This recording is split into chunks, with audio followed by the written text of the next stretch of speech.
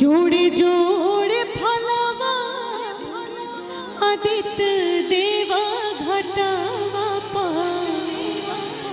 दिवई चढ़ावेले हो गोदिया में हुई है बालकावता कोसी भरे जाए बहो गोदिया में हुई है बालकावता कोसी भर जाए बहो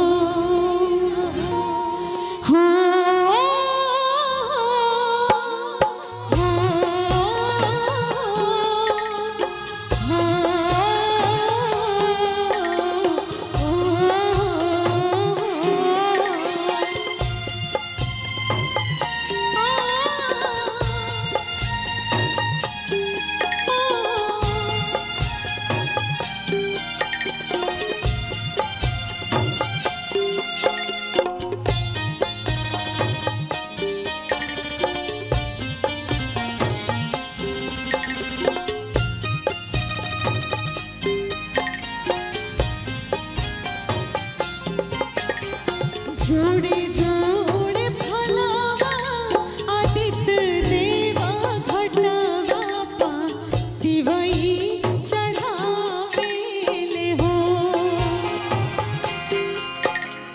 जोड़े जोड़े फलावा आदित्य देवा घटावा दिवई चढ़ावेले हो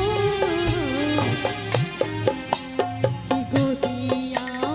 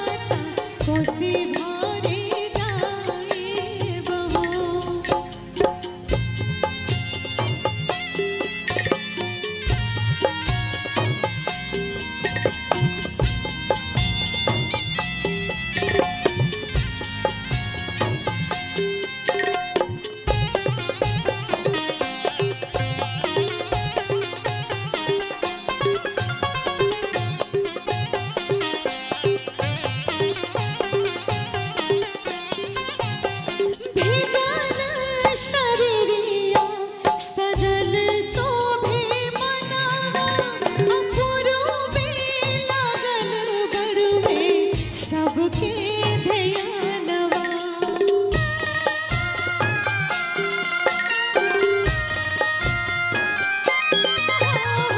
भिजल शरीरिया सजल शोभे मनवा, कि पुरुबे लगन बड़ुए सबके ध्यानवा।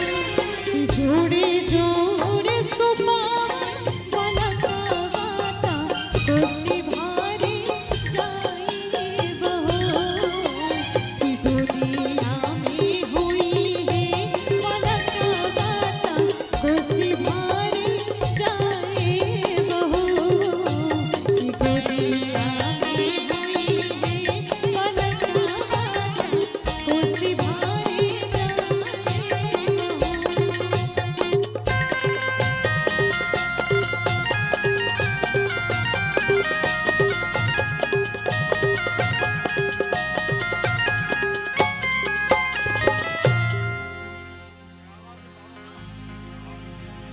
और जब छठ गाऊं और इतनी अच्छी ताली मिले तो समझना